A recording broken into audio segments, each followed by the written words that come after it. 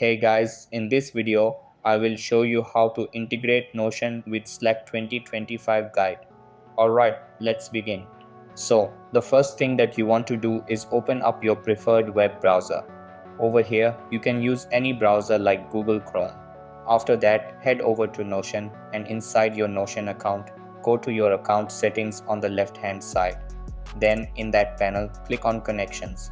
Over here, you will see all of your active connections and integrations like Slack, Gmail, Google Drive, and so on. After that, click on See All to browse through the list of available integrations. Then find Slack in the list and click on Connect.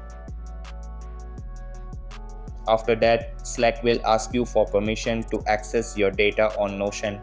Then click on Allow and wait for the linking process to finish.